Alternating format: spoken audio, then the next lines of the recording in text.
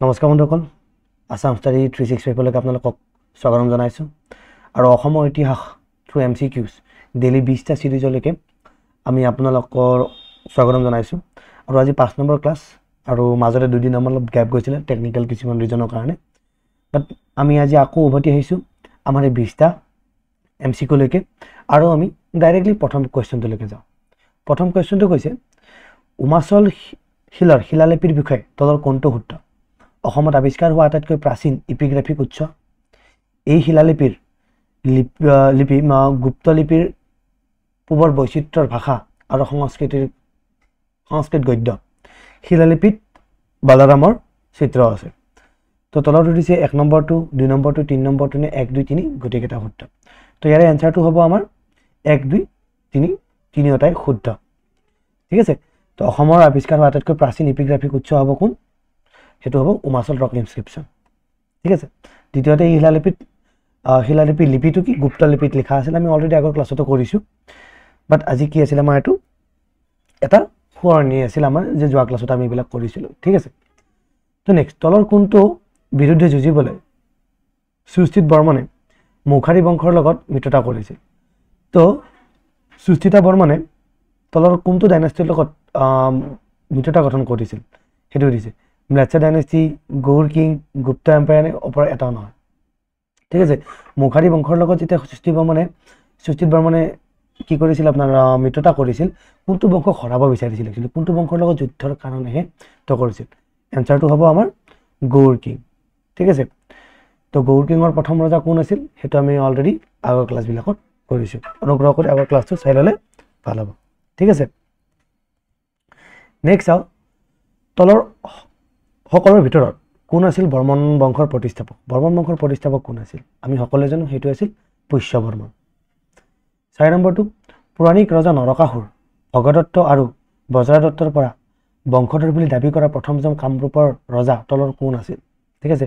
Who among the following was the first Kamarupa king to claim descent from the mythological king Narakasura, Bhagadatta and Vajradatta? তো এনচাৰটো হ'ব আমাৰ ভাস্কৰ বৰ্মন। ঠিক আছে। নেক্সট, ধনঞ্জয় বৰগোহাঁইৰ ৰংপুৰ আক্ৰমণৰ পৰিকল্পনাৰ বিষয়ে ব্ৰিটিছক অৱগত কৰাত তলৰ কোনে সহায় কৰিছিল? ইজি কুৱেশ্যন, শদিয়া খোৱা গোহাঁই কৰিছিলে।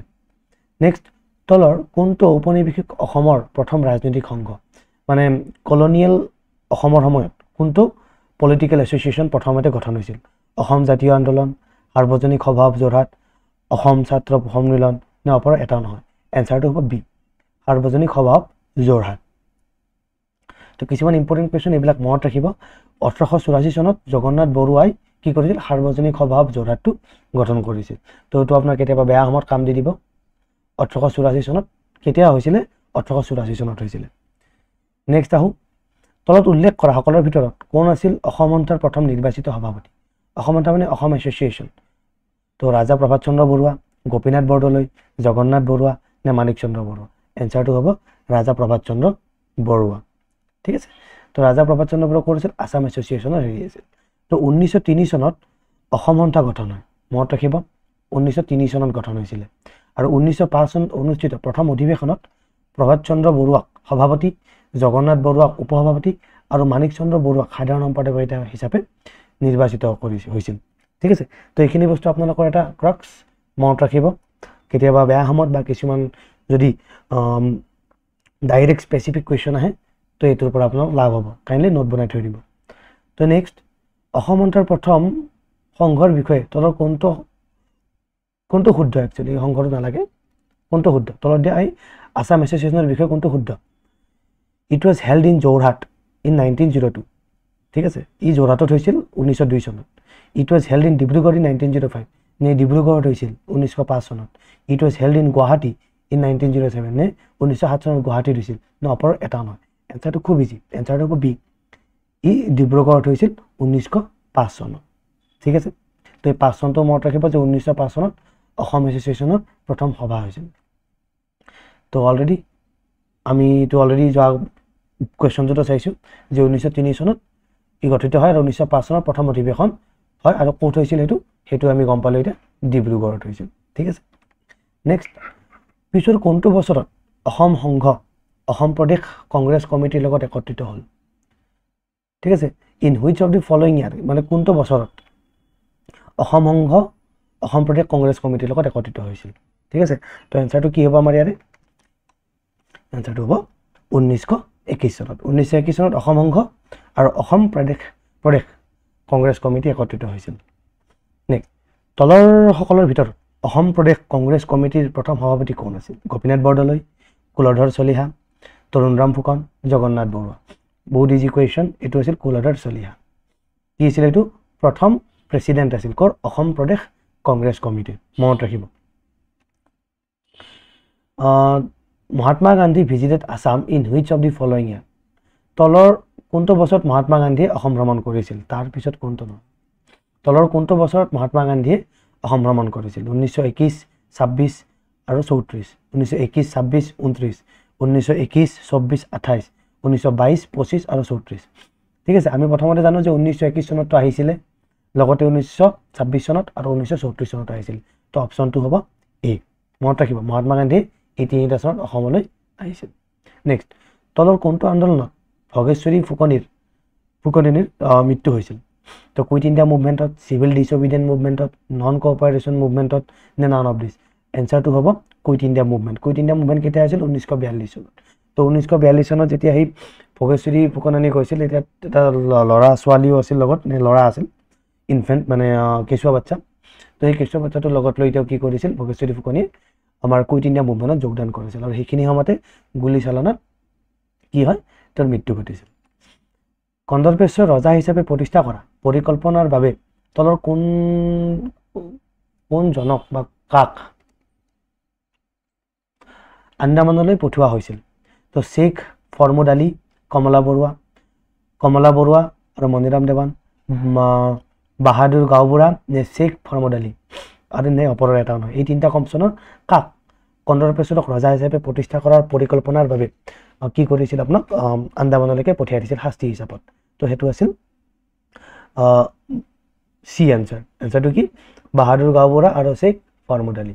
ঠিক আছে, তো নেক্সট কুৱেশ্যনটো, কন্দৰ্পেশ্বৰক ৰজা হিচাপে নিযুক্তি দিয়াৰ পৰিকল্পনাত তলৰ কোনে সহায় কৰিছিল? ঠিক আছে, অলৰেডি ওপৰৰ কুৱেশ্যন আমি দুটা নাম পাই গৈছোঁ। এতিয়া চাওঁ, মণিৰাম দেৱান, সুবেদাৰ শেখ, ভিকুনান আৰু এটা আছিল সুবেদাৰ নুৰ মহম্মদ, নে বাহাদুৰ গাঁওবুঢ়া, শেখ ফৰমুদ আলী। তো ইয়াৰে কোনটো? ইয়াৰে এনচাৰটো হ'ব 1 আৰু 2, দুয়োটা। এই গোটেইকেইজন মানুহে কি কৰিছিল? আপোনাৰ কন্দৰ্পেশ্বৰক ৰজা হিচাপে নিযুক্তি দিয়াৰ পৰিকল্পনাত নিযুক্ত আছিল। ঠিক আছে, নেক্সট, তলৰ কোনটো বা কোনে অসমৰ পৰা চল্ট মাৰ্চলৈ গৈছিল? মানে চল্ট মাৰ্চ মানে আমাৰ যিটো দাণ্ডি মাৰ্চ হৈছিল 1929 চনত।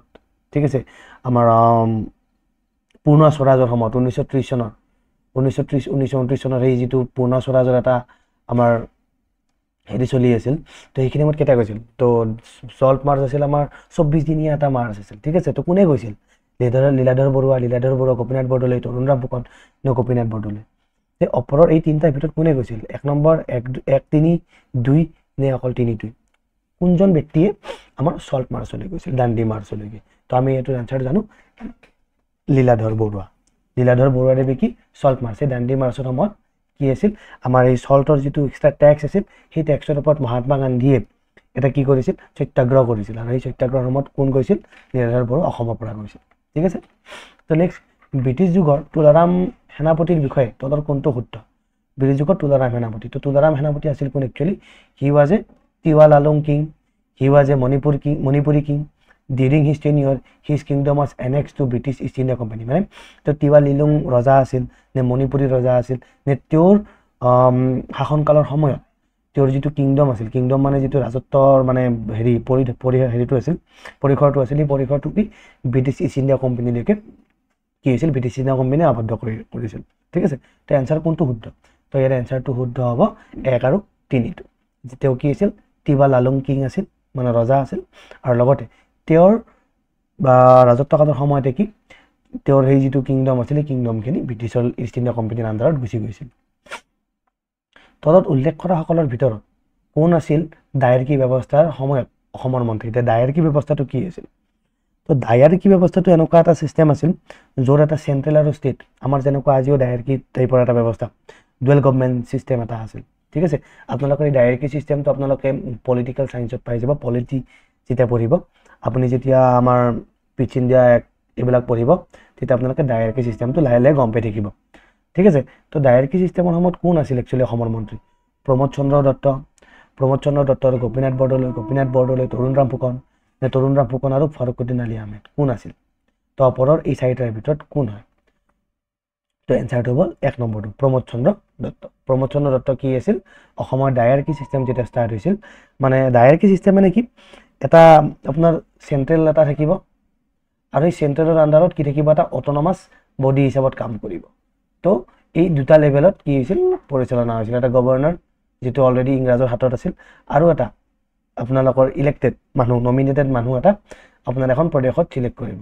ঠিক আছে তেওঁ কি কৰিব কিছুমান ব্যৱস্থা থাকে যেটো ব্যৱস্থা কিছুমান ৰিজাৰ্ভ থাকিব আৰু কিছুমান ট্ৰানজিশনাল ব্যৱস্থা থাকিব য'ত মানে কি তেওঁলোকে কাম কৰিব পাৰিব ঠিক আছে তো চেণ্ট্ৰেলৰ আণ্ডাৰত আৰু এটা ব্যৱস্থা য'ত নমিনেল আছিল ঠিক আছে ডায়াৰকি ছিষ্টেমটো আপোনালোকে পলিটিত বুজি পাই যাব টেনশ্যন ল'ব নালাগে কেৱল মনত ৰাখিব ডায়াৰকিৰ সেই সময়ত কোন আছিল মন্ত্ৰী অসমৰ প্ৰমোদ চন্দ্ৰ দত্ত তো which among the following is correct about Naga hill district of erstwhile Assam province তো অসম প্ৰভিন্সৰ নাগা হিল ডিষ্ট্ৰিক্টৰ বিষয়ে কোনটো শুদ্ধ হেতু সুধিছে the district was formed in 1866 যে 1866 চনত এই ডিষ্ট্ৰিক্টখন কি হৈছিল গঠন কৰা হৈছিল the district was made part of Assam province in 1912 নে এই অসম প্ৰভিন্সৰ পাৰ্ট বনোৱা হৈছিল 1912 চনত its headquarter was located in সামাগুটিঙত ইয়াৰ হেডকোৱাৰ্টাৰটো আছিল ওপৰৰ কোনটো শুদ্ধ 1 2 3 4 সৰি এ বি চি ডি ভিতৰত কোনটো শুদ্ধ তো এনসাৰটো হ'ব 1 2 3 তিনিওটাই শুদ্ধ ঠিক আছে তো নাগা হিলছ ডিষ্ট্ৰিক্টৰ বিষয়ে এই তিনিটা পইণ্ট আপুনি মনত ৰাখি থব যে অসম ডিষ্ট্ৰিক্টখন কেতিয়া ফৰ্ম কৰা হৈছিল 1866 চনত কেতিয়া অসম প্ৰভিন্সৰ লগত যোগ হৈছিল 1912 চনত আৰু ইয়াৰ হেডকোৱাৰ্টাৰটো ক'ত আছিল সেইখিনি সময়ত সামাগুটিঙত আছিল তো next which of the among the following is known as the Assam Jallianwala Bagh massacre তো জালিয়াৱালা বাগৰ আমি যেটো হেৰি পাঞ্জাব প্ৰভিন্সৰ যেটো জালিয়াৱালা বাগৰ যেটো মেছাকাৰ আছিল ঠিক আছে তো সেই বস্তুটো অসমৰ কোনটো হেৰিৰ লগত তুলনা কৰা যায় ফুলাগুৰি ধাবা নে পথাৰুঘাট ৰাইজমেল ইটাখুলি ৰাইজমেল নে ওপৰৰ এটাও নহয় তো বহুত ইজি পথাৰুঘাটৰ ৰাইজমেল যেটো হৈছিল যেটো মেছাকাৰ হৈছিল ইয়াতে বহুত কেইজন মানুহক গুলিয়াই হত্যা কৰা হৈছিল তো পথাৰুঘাটৰ এই যেটো ৰাইজমেল আছিল হেতুকে কি অসমৰ জালিয়াৱালা বাগ মেছাকাৰৰ লগত কি কৰা যায় তুলনা কৰা যায়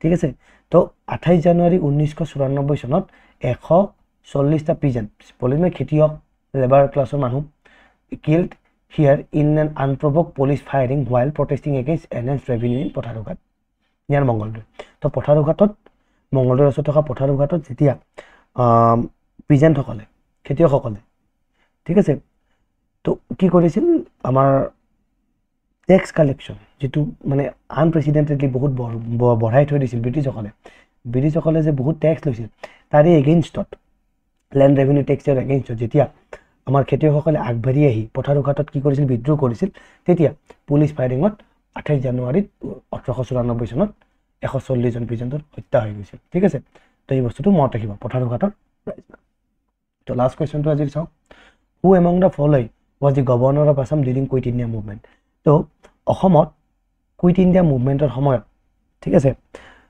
কুইট ইণ্ডিয়া মুভমেন্টৰ সময়ত কোন আছিল গভৰ্ণৰ অসমৰ গভৰ্ণৰ কোন আছিল Robert Neil Reid sir Akbar Hydari Andrew Gourlay Clow and none of this তো এনসাৰটো হ'ব সি এন্ড্ৰিউ গৰিক্লো তো এও আছিল আমাৰ অসমৰ গভৰ্ণৰ আছিল কুইট ইণ্ডিয়া মুভমেন্টৰ সময়ত মানে 1942 চনৰ সেইখিনি সময়ত কোন আছিল এন্ড্ৰিউ গৰিক্লো তো মনত ৰাখিব আজিৰ আমাৰ এই 20টা কোৱেশ্চন আছে অহাকালি আকৌ এনেকুৱা ধৰণে আমি আমাৰ যেটো অসমৰ হিষ্ট্ৰী আছে অসমৰ হিষ্ট্ৰীখিনি এনেকৈ এমসিকিউৰ জৰিয়তে আমি কি কৰিম অহাকালি আকৌ 20টা কোৱেশ্চন প্ৰেক্টিছ কৰিম আশা কৰোঁ আমাৰ এই ভিডিঅ'টো ভাল লাগিছে যদি ভাল লাগিছে লাইক সাবস্ক্ৰাইব আৰু শেয়াৰ কৰিবলৈ নাপাহৰিব লগতে অহা ক্লাছটোত মানে অহাকালি আমি এই সময়তে আকৌ লগ পাই আছো 20টা নতুন কোৱেশ্চনৰ লগত আজি ভিডিঅ'টো চোৱাৰ বাবে বহুত বহুত ধন্যবাদ